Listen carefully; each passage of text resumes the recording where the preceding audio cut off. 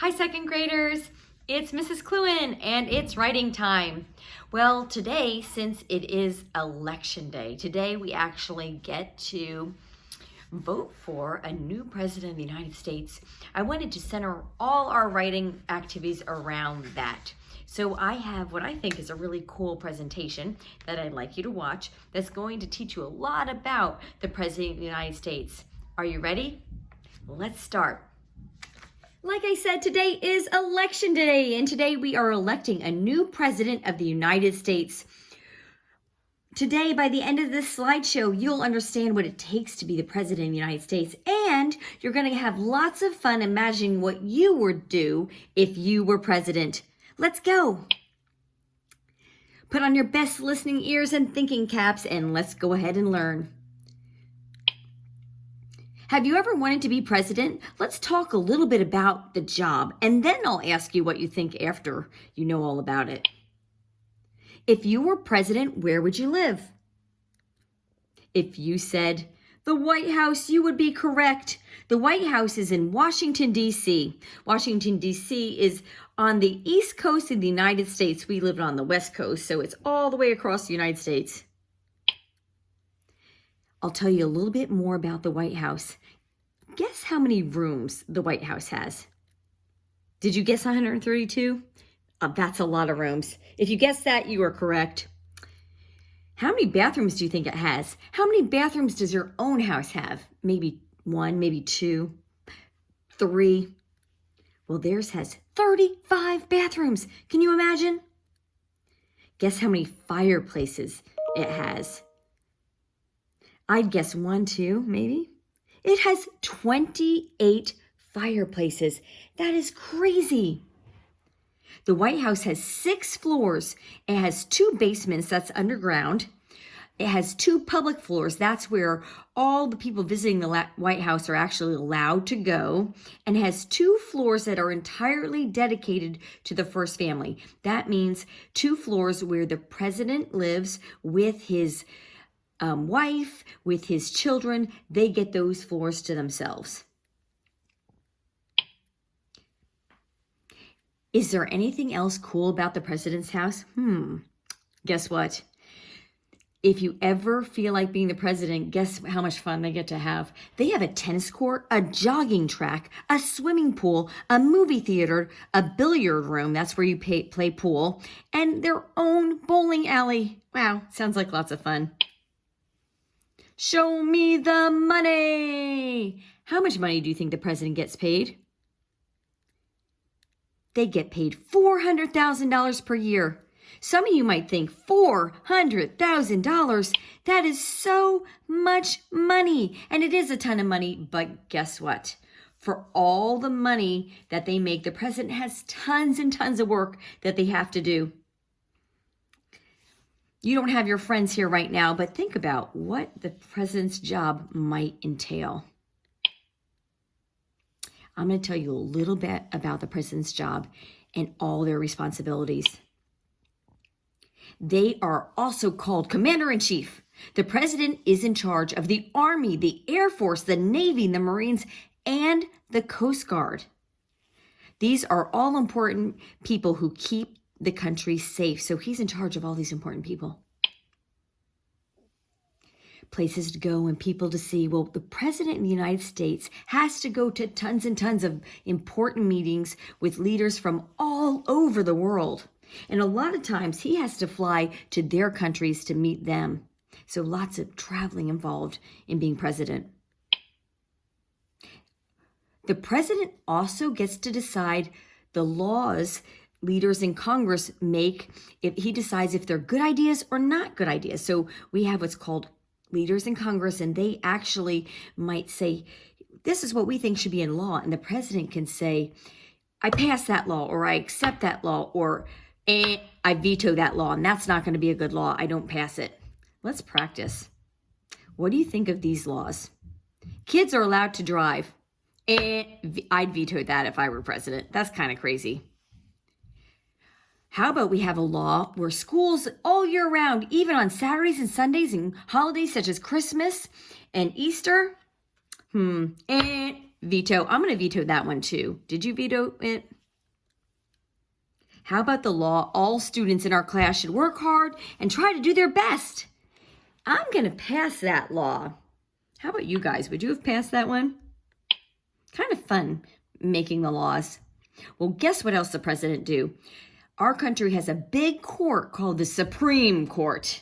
It has 9 judges who make big, gigantic decisions about what should be allowed or not allowed in the United States. Well, guess what? The president gets to pick who the judges are. Money, honey. The president also gets to make a plan called a budget, and the president decides how the country will spend its money.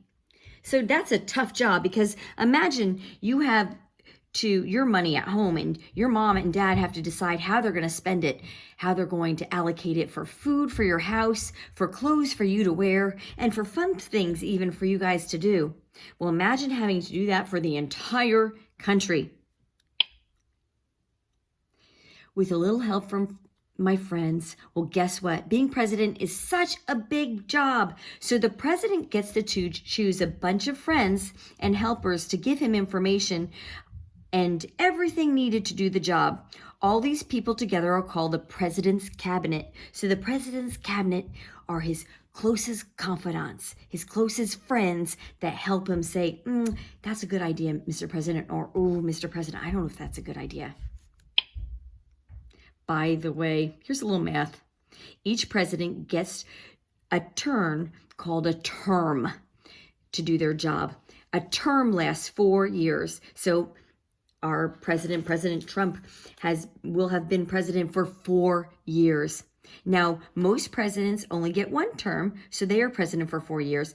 But if the American people really like a certain president and the president wants to be president again, they can elect him again or re-elect him and give him another term. That's another 4 years.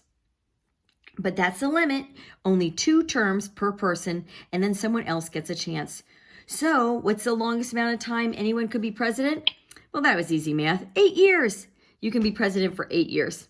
Now there's more. There are special rules and qualifications that a person has to meet before they can run for president. One is the president has to have been born in the United States. Our country feels that if you're going to be president of the entire country, you need to be born here. And guess what? The president has to be at least 35 years old. That means none of you guys are old enough yet. Do you think your teachers are old enough to be president? I hope some of you said no, but if you said yes, you'd be correct. Guess what? We all 4 teachers are old enough to be president of the United States. Why do you think they want the president to be so old?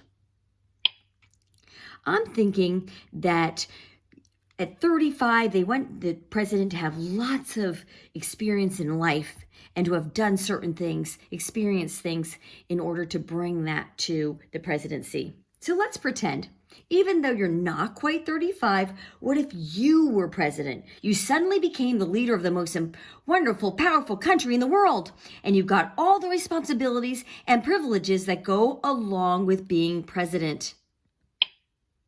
What is the first thing you would do? Now, what about you? Let's think about this. What's important to you? What do you consider important? If you had the power to change something about the world, what would it be? Is there anything you think should be done to make the world a better place? Are there things you think are unfair or wrong in our world?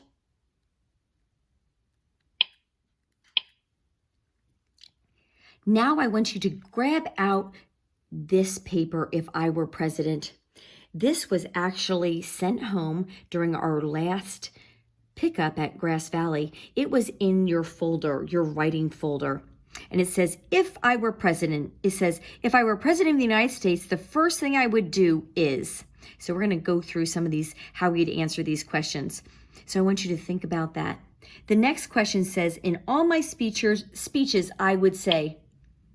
So let's talk about speeches before you fill this out.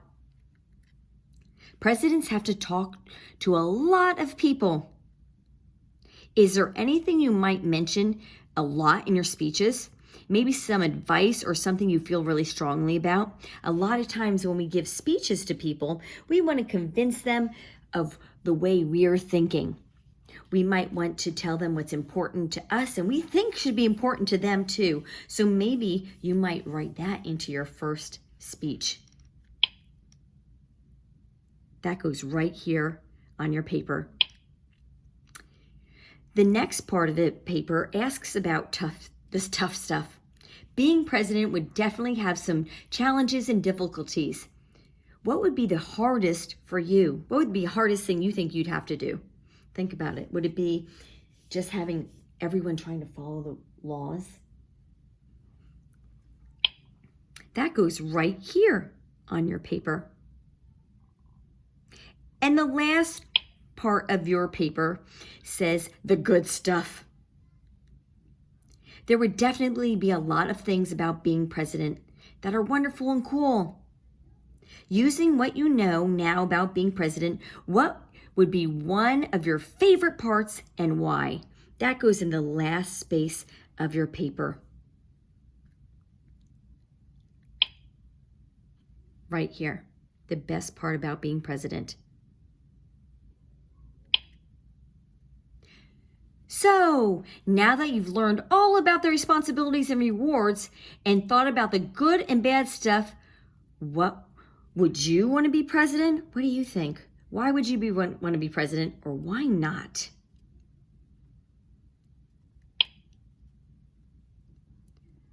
Who knows? Just wait about 25 or 30 years. Maybe someone out there in the second grade at Grass Valley Elementary is a future president of the United States. You are already have such amazing ideas, and guess what? All of us second grade teachers would vote for you.